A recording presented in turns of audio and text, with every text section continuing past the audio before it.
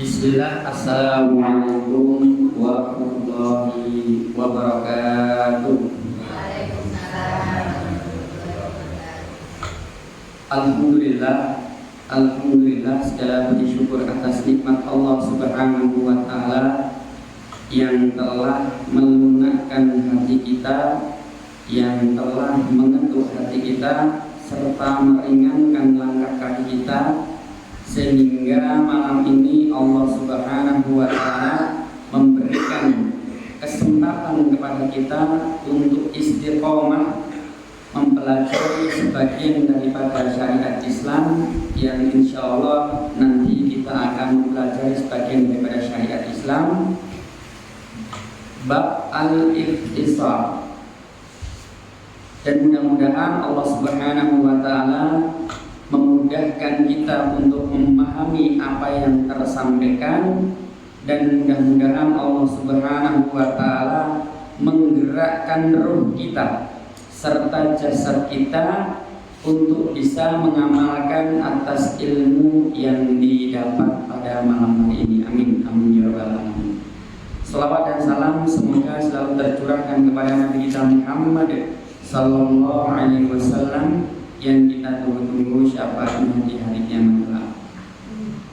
Baik, jamaah yang dirahmati Allah Subhanahu wa Ta'ala, beberapa bulan yang lalu materi kita sampai di cara meletakkan tangan, dan malam hari ini insya Allah kita akan melanjutkan bab berikutnya, yaitu al-ikhtisar. Al-ikhtisar itu adalah meletakkan kedua tangan di pinggang. Rasulullah sallallahu alaihi wasallam wa kana sallallahu alaihi wasallam yanha 'anil ikhtisari fis shalah. Beliau Rasulullah sallallahu alaihi wasallam melarang al-ikhtisar dalam sholat, melarang meletakkan tangan di pinggang. Jadi begini, ya, sholatnya begini nggak boleh. Yang benar begini. Jadi kalau sholat misalkan Allahu Akbar begini nggak boleh. Ya, yang benar begini. Kenapa dilarang? Maka di sini disampaikan al-ikhtisaru rahata ahlina. Alasan yang pertama, alasan yang pertama adalah dilarangnya al-ikhtisar.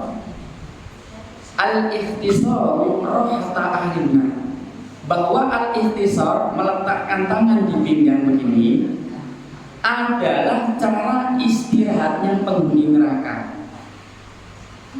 Ini yang pertama, alasan pertama dilarangnya. Kemudian alasan yang kedua di dalam kitabnya disampaikan dari Subaih al-Hanafi, ia berkata, "Sholaitu ila janbi Ibni Umar." Saya sholat di samping Ibnu Umar, anaknya Umar bin Khattab.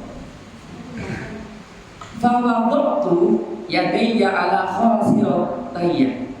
Kemudian ketika aku sholat, meletakkan kedua tanganku di pinggang, begini sholatnya. Fadoro bayardi, maka tanganku pun dipukul, biar turun, ya, biar turun. Falamma sholat, setelah saya selesai melaksanakan sholat, qala hada sallu fi sholati wa kana Rasulullah sallallahu alaihi wasallam yanha.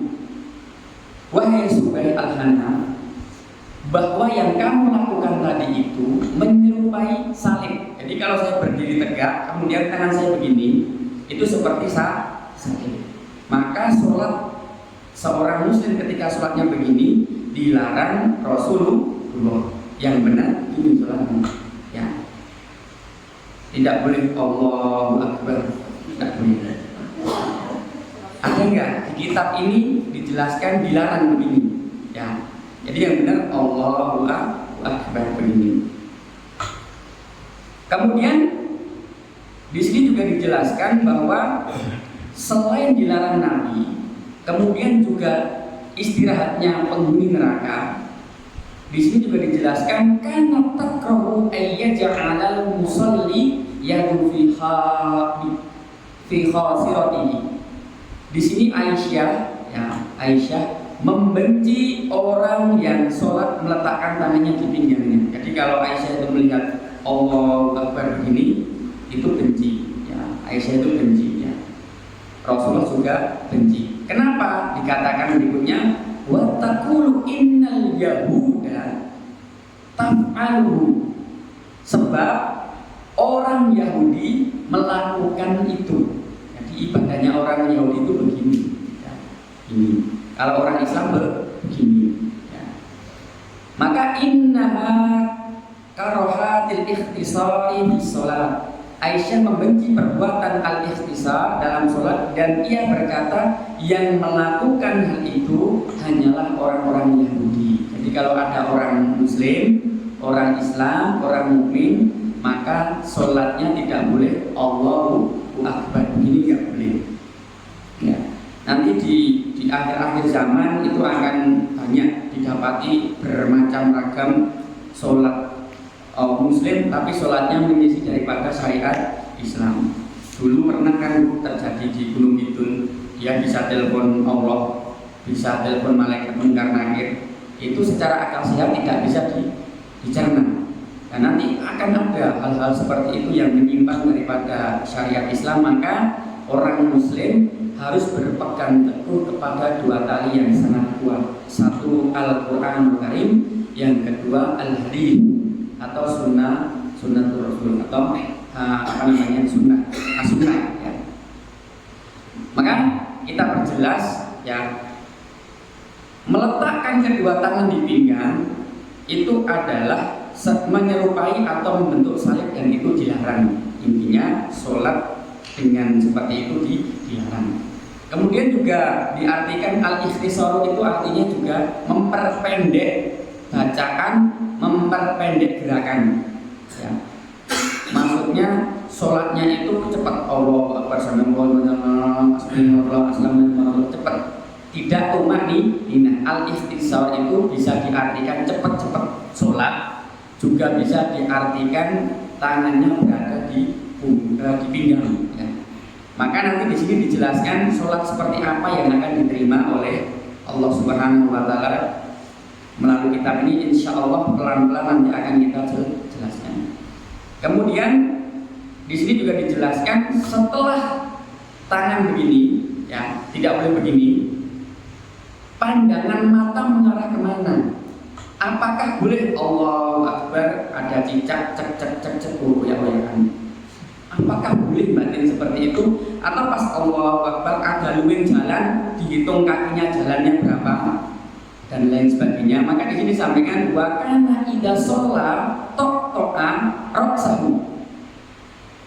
Setelah berhasil takbiratul ihram begini, maka apabila Rasulullah SAW mengerjakan sholat, beliau menundukkan kepalanya dan pandangan beliau bibasorihi nahwal ardi, pandangan beliau ditunjukkan ke arah tanah. Jadi misalkan tadi sudah berhasil meletakkan tangan begini, itu nggak boleh kok begini. Lampu ini nanti satu, nah terus pakai dan lain sebagainya. Pandangan mata harus melihat ke bawah, karena di kitab ini dijelaskan idza shalla to'a roksahu, ketika sudah mengangkat tangan kemudian meletakkan kedua tangan seperti ini tepat pergelangan, tapi tidak usah diukur, jangan diukur, tidak usah, seolah-olah pas saja ya begini. Kemudian to'a menundukkan, ditunduknya berapa Ustaz? Di tempat nanti sujud ya. Di sini dijelaskan bibasorihi nahwal ardi ya. Menundukkan kepalanya dan pandangan beliau ditundukkan diarahkan ke tanah di bawah di tempat sujud. Nah, maka di sini dijelaskan anna Rasulullah sallallahu alaihi wasallam karena idza shalla rafa'a basaru ila sama. Dulu Rasul itu pernah ketika sholat takbir, kemudian mencoba mengangkat ke langit. Rasul pernah mencoba mengangkat ke langit. Fannazalat alladzina hum fi sholatin khashin. Kemudian ketika Rasulullah melihat ke langit, tiba-tiba turunlah ayat alladzina hum fi sholatin khashin. Ya, mereka lah orang-orang yang khusyuk dalam sholat mereka. Lantas beliau langsung menundukkan kepalanya, langsung ditegur oleh Allah Subhanahu wa Ta'ala. Maka melalui hadis ini, khusyuk itu tidak toleh kanan, tidak toleh kiri, tidak melihat langit, juga tidak melihat kanan di kiri. Tapi khusyuk itu menundukkan pandangan, menundukkan kepala, dan tertuju satu arah, yaitu tempat sujud. Kemudian di sini juga dijelaskan bahwa fakana Muhammad bin Sirin yuhibbu alla yujawiza basarahu musallahu. Dan Muhammad bin Sirin menyukai pandangannya ketika sholat tidak melebihi tempat sholat. Jadi batasan orang sholat itu di depannya. Nah, tempatnya ini dilihat di sini. Tidak boleh kok terlalu jauh lihatnya. Apalagi Allah lirik kanan, lirik kiri tidak boleh kecuali salam. Ya. Makanya ketika sholat itu kan ada makruh. Ketika sholat memakai kaos yang ada tulisannya misalkan coblos nomor 1, coblos nomor 2, atau pupuk urea murah meriah misalkan. Itu yang sholat di belakangnya, Allahu Akbar, baca pupuk urea murah meriah, coblos nomor 1. Ini harusnya khusyuk ya, tetapi karena depannya ada tulisan, itu akhirnya mengganggu kekhusyukan. Maka salah satu untuk menjaga tumanina itu ya memakai baju muslim seperti ini ya. Atau memakai baju kaos boleh, tetapi polos tidak ada tulisannya. Kecuali soal belakang, paling belakang tidak bisa dia siapa-siapa, itu tidak masalah. Tapi baiknya, alangkah baiknya tetap menggunakan pakaian yang tidak menimbulkan kekhusyukan yang lain itu terganggu. Maka di sini juga dijelaskan bahwa wakanu yastahibuna lirrajuli alla yujawiza basarahu musallahu. Dan para sahabat itu ya hidup bersama Nabi, beriman, mati memeluk agama Islam. Para sahabat menyenangi seseorang yang sedang sholat, pandangannya tidak melampaui tempat sholatnya. Jadi para sahabat itu paling senang melihat orang sholat kalau pandangannya itu tunduk, ya kepalanya ditundukkan melihat tempat sujud.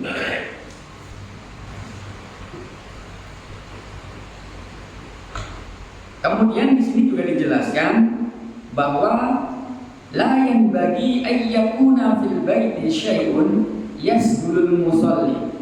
Tidak sepatutnya di Baitullah ada sesuatu yang bisa melalaikan seseorang yang mengerjakan sholat. Maksudnya tadi mengganggu pandangan. Nah, pandangan, sesuatu yang mengganggu pandangan itu sebaiknya dihindari. Wa kana yanha an raf'il basar ila sama. Dan beliau melarang, dan ini untuk pelajaran kita. Dan beliau melarang menengadahkan pandangan ke atas langit. Wa yu'akkidu fin nahyi hatta qala ya. Dan larangan ini beliau pertegas lagi dalam sabdanya, hendaknya mereka ketika sholat berhenti menengadahkan pandangan mereka ke langit, atau mata mereka tidak lagi kembali ke tempat semula, atau mata mereka akan dicopot dari tempatnya. Ya. Ini larangan tegas, ya, larangan keras. Maksudnya apa? Tumakninahnya nanti itu akan hilang. Ya. Yang seharusnya Allahu Akbar itu hubungan hablu minallah, hubungan makhluk kepada Allah. Tetapi gara-gara ada hewan atau benda-benda yang bisa menimbulkan daripada kekhusyukan tadi, pandangan mata ini yang seharusnya di tempat kiblat terarah ke tempat yang lain, sehingga hatinya tidak lagi ke Allah tapi ke benda tadi. Misal batu akik besar bisa menyala nih, misalnya Allahu Akbar, lihat yang belakang, lihat di kanannya ada akik menyala. Jadi pas dia takbir Allahu Akbar, dia kepikiran sesuatu yang bisa mengalihkan daripada pandangan utama, yaitu tempat sujud. sujud itu sebaiknya dihindari. Kenapa? Karena itu nanti ancamannya luar biasa, ancaman dari Allah Subhanahu wa taala. Mata mereka tidak akan dikembalikan lagi di tempat semulanya. Dan ini maksudnya adalah bisa jadi hatinya nanti akan buta sehingga lupa Allah. Ya, bisa jadi juga besok di hari kiamat matanya akan diambil oleh Allah Subhanahu wa taala. Maka alhamdulillah hari ini kita bertemu bersama, kemudian berhasil membacakan satu hadis ini. Tolong nanti ketika praktek sholat pastikan melihat ke tempat sujud, kecuali sholatnya di medan perang. Kecuali sholatnya di medan perang. Ya, kalau di medan perang itu boleh. Ya. Bahkan ketika posisi mau diserang boleh membatalkan. Ya. Tapi darurat, dalam keadaan darurat. Tapi kalau kita dalam keadaan aman-aman seperti ini, di kampung aman, tidak ada gangguan, maka sebaiknya kita sholatnya sebagaimana kama ra'aitumuni usolli. Sholatlah kalian sebagaimana kalian melihat aku sholat. Jamaah yang dirahmati Allah Subhanahu wa taala, di sini dijelaskan bahwa la yazalullahu muqbilan 'alal 'abdi, dan ini semoga kita tidak termasuk ini. Semoga sholat kita tadi dan berikutnya sampai nanti akhir ayat mudah-mudahan tidak termasuk ini. La yazalullahu muqbilan 'alal 'abdi fi sholatihi. Allah akan senantiasa menghadapkan wajahnya karena cinta kepada hambanya yang sholat 5 waktu, yang sedang sholat selama hamba itu tidak menoleh ke kanan dan ke kiri. Maksudnya fokus ke tempat sujud, fokus ke kiblatnya. Tetapi apabila hamba itu memalingkan wajahnya dari tempat kiblatnya, oleh kanan, oleh kiri, lihat atas, lihat samping dan lain sebagainya, maka Allah pun akan berpaling darinya. Berarti hamba ini rugi. Dia hanya terlihat sholat di pandangan manusia, tetapi di mata Allah Subhanahu wa taala tidak terlihat sholat. Maka pelan-pelan semoga nanti Allah mengkategorikan kita semuanya yang hadir pada malam hari ini, sholat kita itu dilihat oleh Allah Subhanahu wa taala, dan mudah-mudahan dicatat oleh malaikatnya Allah Subhanahu wa taala, dan mudah-mudahan diterima oleh Allah Subhanahu wa taala. Amin. Amin ya rabbal alamin. Kemudian wanaha an salasin. Rasulullah Shallallahu Alaihi Wasallam melarang 3. 1. An-nukrotin kanukrotin diki. 1. Sujudnya seorang hamba yang sholat itu seperti sujudnya seekor ayam. Yang kedua, wa iqai ka iqai al-kalbi. Kemudian melarang duduk di atas tumit serupa dengan duduknya anjing. Yang ketiga, waltifati kaltifati tahlabi. Dan di sini disampaikan berpaling ke kiri dan ke kanan seperti musang. Maka 3 larangan ini hendaknya kita jaga, kita berhati-hati, karena rambu-rambunya, ya, tolak ukurnya, shollu kama ra'aitumuni usolli. Sholatlah kalian wahai hambaku sebagaimana kalian sholat melihat Rasulullah SAW, atau sebagaimana kalian melihat aku sholat. Ini perintahnya Nabi. Maka 3 larangan tadi, ya, sholatnya yang terlalu cepat dalam bersujud, kemudian duduknya seperti duduk anjing, yaitu tumitnya yang diduduki, ya.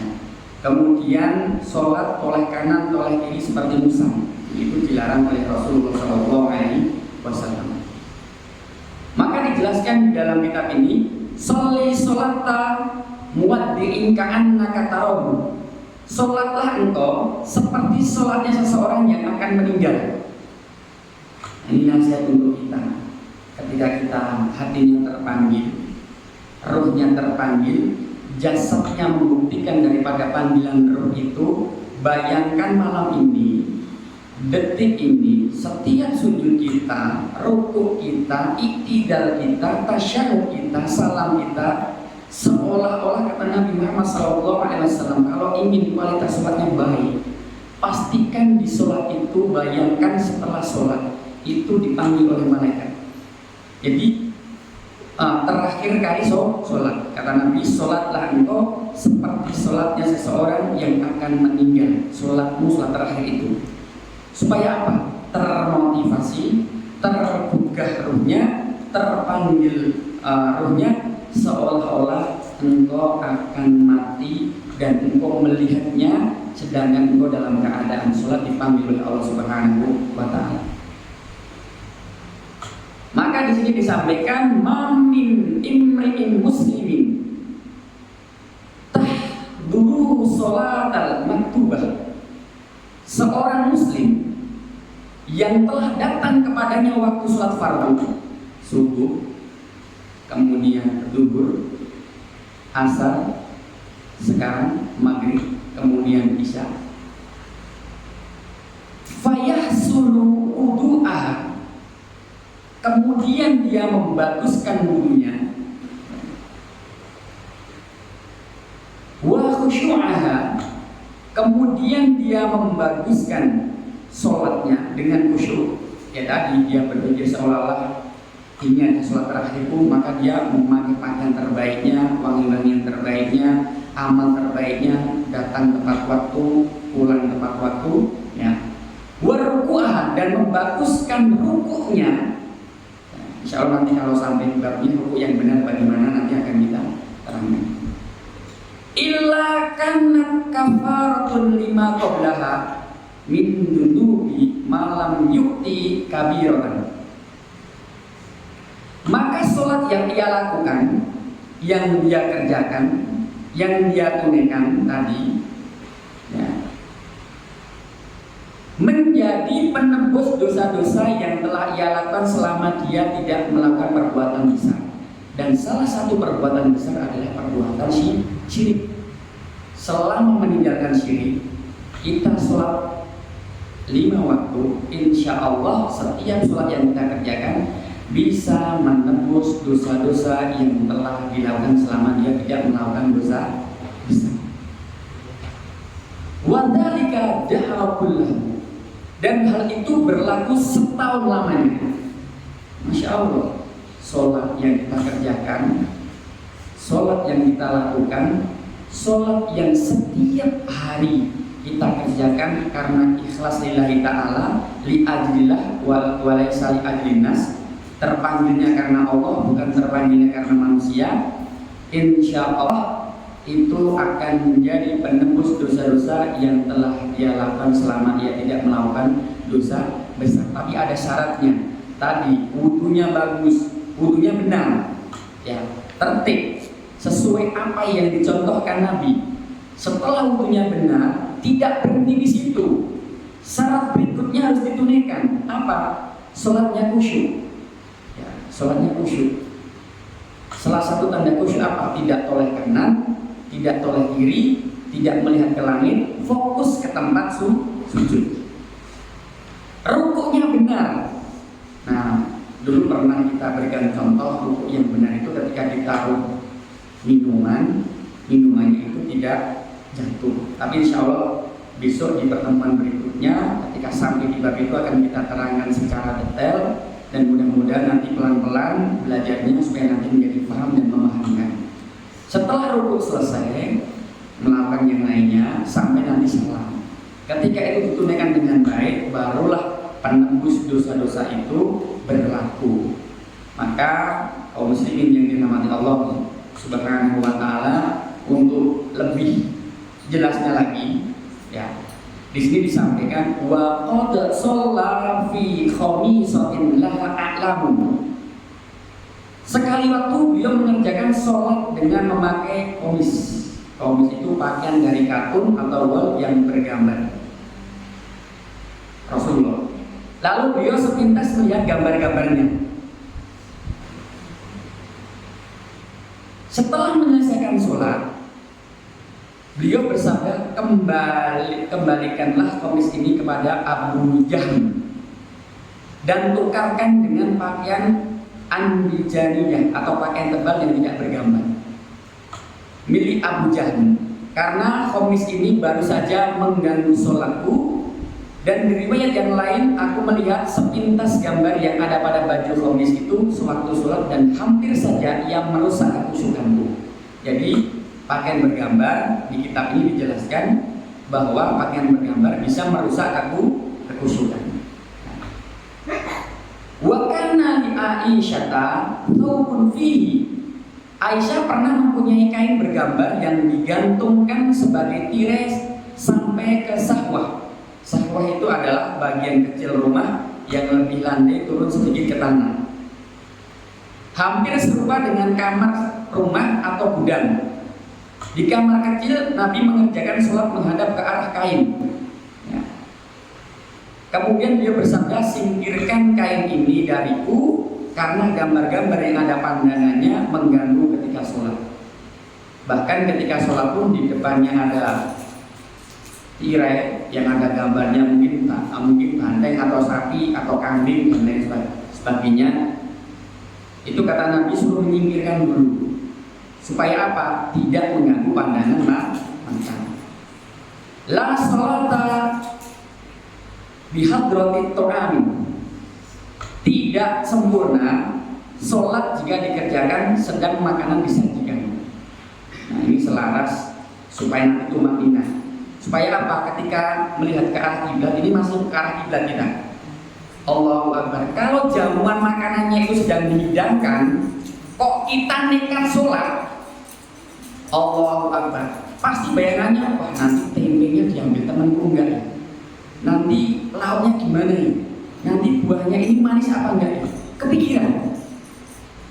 Maka di hadis ini dijelaskan la sholata bihadratit ta'amin wala wahwa yudafi'uhu al-akhbatan. Ya, tidak sempurna sholat seseorang ketika makanan sedang dihidangkan, juga apabila ia sambil menahan buang hajat besar maupun kecil. Jadi ada dua perkara yang tidak boleh dilanjutkan untuk menjaga tumakninah, ya, untuk menjaga tumakninah dan pandangan mata ketika sholat. Satu, ketika makanan dihidangkan itu sebaiknya makan dulu baru menunaikan sholat. Yang kedua, tidak boleh ngapet ketika BAB. Ketika sudah mau BAB sudah buang air besar dulu, baru nanti melaksanakan sholat. Kalau nanti tetap nekat akan mengganggu, ya.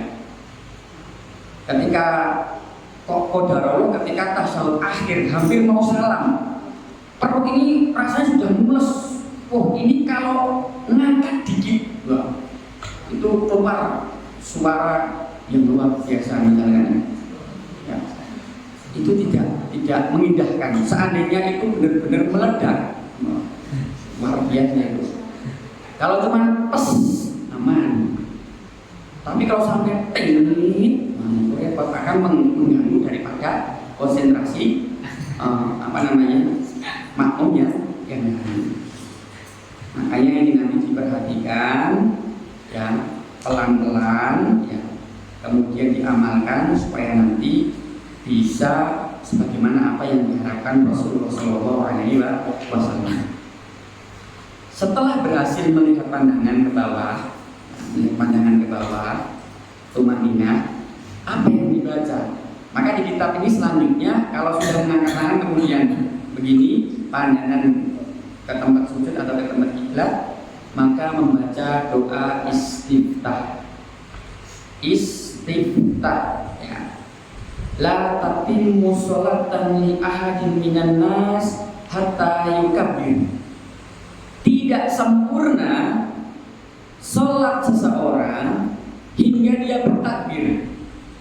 Berarti salah satu sempurnanya sholat takbir. Setelah bertakbir, wa yahmadullah jalla wa azza. Setelah takbir, memuji Allah jalla wa azza, menyanjungnya dan membaca ayat-ayat Al-Quran yang mudah baginya. Berarti setelah takbir membaca doa istiftah yang Allahumma ba'id baini dan lain sebagainya, ya. Itu dibaca, ya, setelah itu dibaca dan berhasil sampai selesai, ya.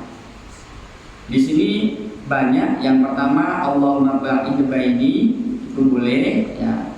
Atau juga doa yang lainnya itu juga boleh, tergantung doa mana yang kita hafal. Yang jelas doa itu tidak keluar daripada hukum syariat atau sesuai dengan apa yang dicontohkan Rasulullah SAW.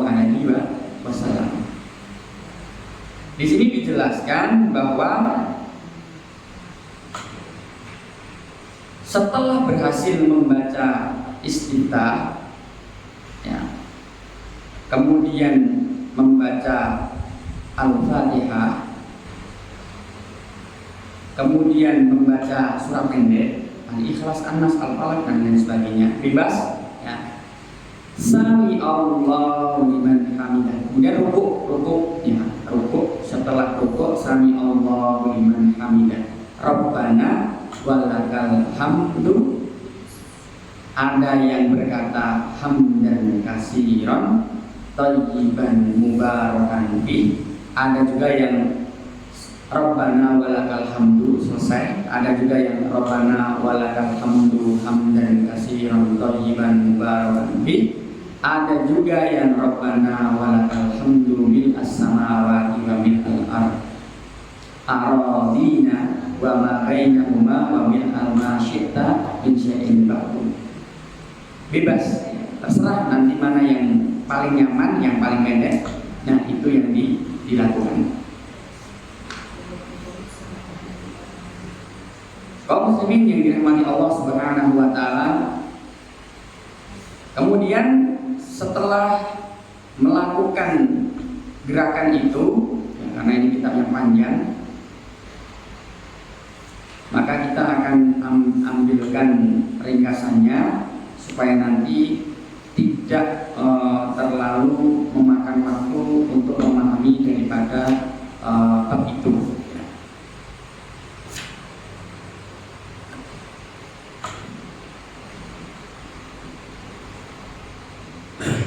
Setelah tadi mengucapkan Rabbana walakal hamdu hamdan katsiran thayyiban mubarakan fi, maka dia gerakan berikutnya apa kira-kira? Sujud, ya. Sujud doanya apa? Kalau di sini Subhana Rabbiyal A'la. Kalau rukuk Subhana Rabbil Azim, ya. Kalau di sini sujudnya bunyinya Subhana Rabbiyal A'la, sama. Subhana Rabbiyal A'la. Wajibnya 1, sunnahnya 3. Nah, ini tadi prolognya saja, Bu, prolognya saja supaya nanti berkesinambungan. Detailnya setelah berhasil membaca istiftah, ya, itu kan kita akan membaca Al-Quran, ya. Maka membaca ta'awudz dulu. A'udzubillahi minasyaitonirrajim. Bismillahirrahmanirrahim. Kalau di sini dijelaskan A'udzubillahi minasyaitonirrajim min hamzihi wa nafthihi wa nafthihi. Aku berlindung kepada Allah dari setan yang terkutuk dari bisikannya, kesombongannya, dan tipuan mantra-mantranya. Baru nanti membaca Alhamdulillahi Rabbil Alamin. Karena segala sesuatu yang berkaitan tentang Al-Quran harus dibuka dengan bacaan ta'awudz. Setelah itu baru Bismillahirrahmanirrahim. Boleh dijaharkan, juga boleh tidak dijaharkan. Kalau isya, maghrib, subuh, jahar, ya. Alhamdulillahirabbil alamin. Kalau bismillahnya terserah, mau dijaharkan boleh, tidak juga boleh. Kemudian di sini dijelaskan juga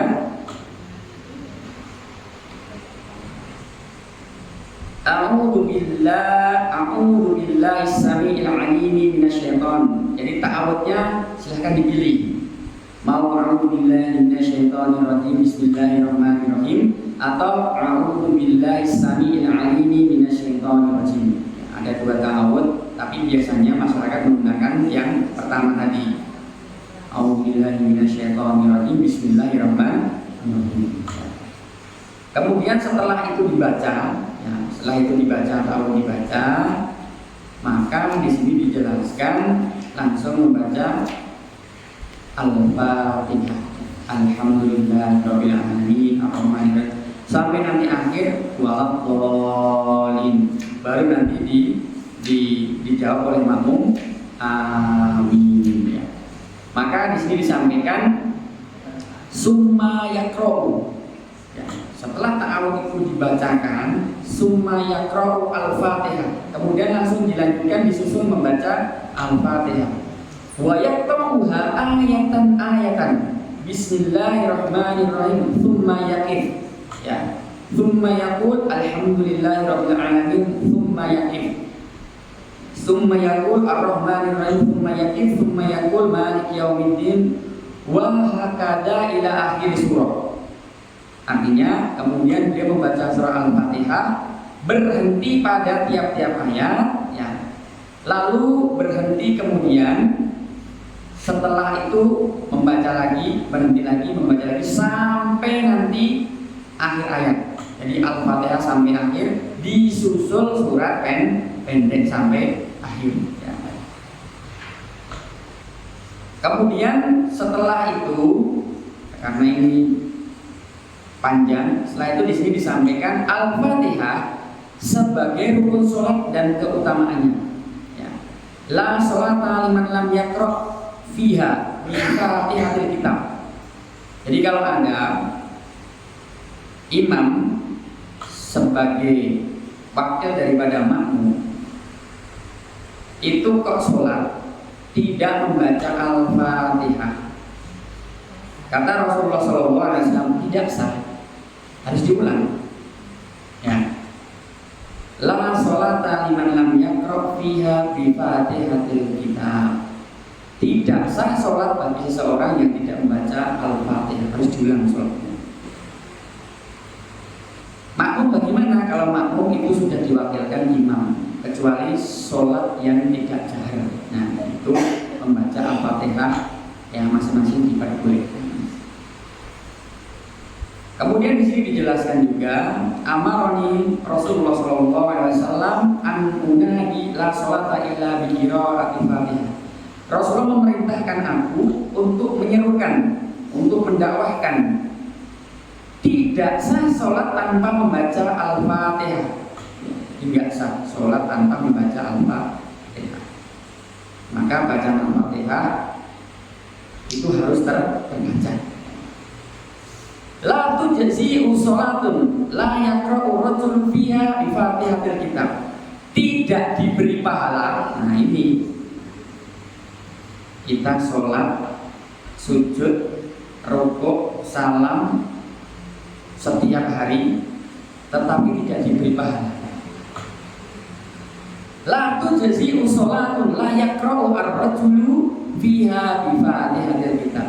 Tidak diberi pahala orang yang sholat, tetapi sholatnya tidak membaca Al-Fatihah.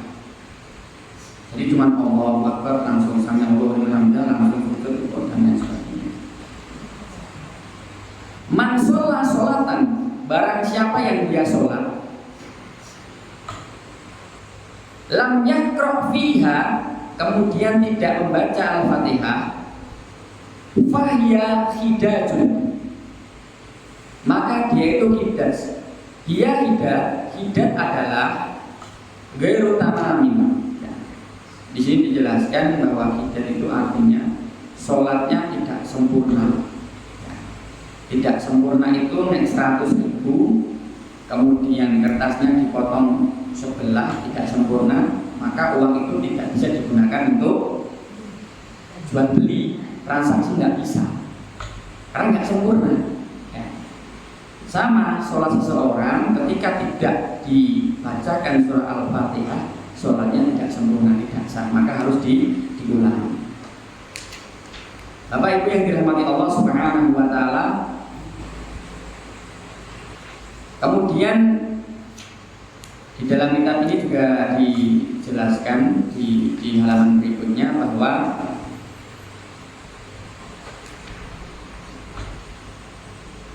karena Nabi sallallahu alaihi wasallam la ya'rifu fasla surati hatta yunzilu alaihi bismillahirrahmanirrahim, bahwa Nabi tidak mengetahui adanya pemisah antara surat-surat Al-Quran hingga diturunkan kepada beliau bismillahirrahmanirrahim.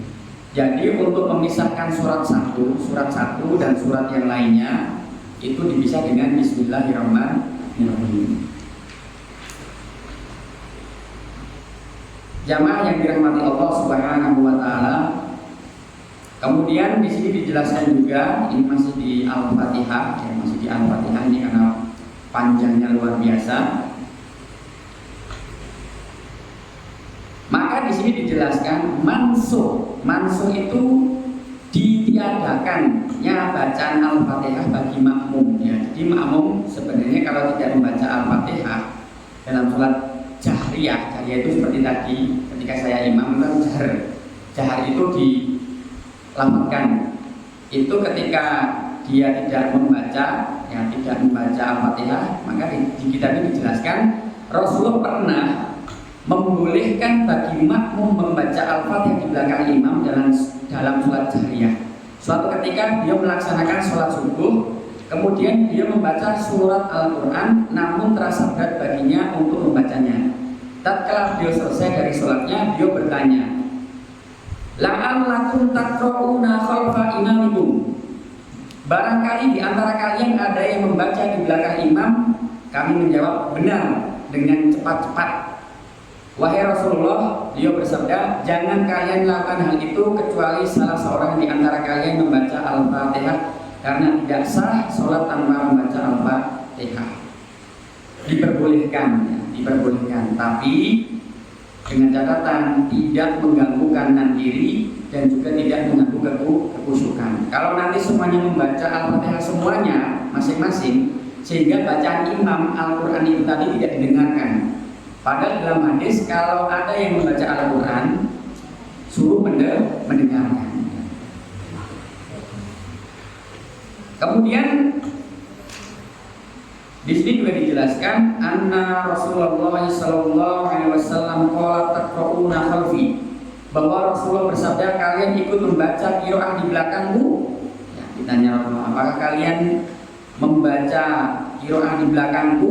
Para sahabat menjawab, benar, kami ikut membaca wahai Rasulullah. Maka beliau bersabda, jangan kalian melakukan hal itu kecuali bacaan Al-Fatihah. Jadi kalaupun mau membaca itu yang diperbolehkan Al-Fatihah, karena tadi kalau tidak baca Al-Fatihah sholatnya tidak diterima. Di dalam fikih ketika sudah diwakilkan imam, nggak baca pun juga diperbolehkan, ya. Membaca juga boleh, tapi dengan catatan satu, tidak mengganggu kanan kiri, maksudnya tidak terdengar kanan kiri, dan tidak menandingi bacaan imam. Misalnya imam nih sholat isya nanti Alhamdulillahirabbil alamin, nah, makmumnya juga Alhamdulillahirabbil alamin, akhirnya saut-sautan, nah, itu tidak boleh. Tapi kalau di dalam hati membacanya, ya, atau dilafazkan tapi tidak kedengaran yang lain, itu diperbolehkan. Tapi untuk surat yang lainnya cukup mengikuti imam. Man kana lahu imam, ya, man kana lahu imam, fa qira'atul imam lahu qira'ah. Nah, ini kaidahnya. Barang siapa yang sholat di belakang imam, maksudnya sholat berjamaah bersama imam, maka bacaan imam adalah bacaan baginya. Jadi semuanya sudah diwakilkan imam. Makanya ketika memilih imam, pastikan yang paham hukum fikih, yang paham Al-Quran, yang paham hukum sholat. Ya, kenapa? Menjadi wakil. Menjadi wakil itu nek nanti terjadi kesalahan makmum, sing nanggung imam, bertanggung jawab penuh imam. Nek makmumnya banyak, kok gerakannya salah, yang bertanggung jawab adalah imam. Makmum tetap mendapatkan pahala sempurna, imamnya nanti yang menanggung dosa. Makanya imam itu tanggung jawabnya besar, dosanya juga besar. Pahalanya besar, dosanya juga besar. Karena apa? Menjadi wakil, ya, menjadi wakil. La tuwa'iduhunna sirran illa an taqulu qawlan ma'rufan. Dan janganlah kalian memberi para wanita itu janji untuk menikahnya selepas habis masa iddah mereka, kecuali apabila kalian mengucapkan dengan perkataan yang ma'ruf.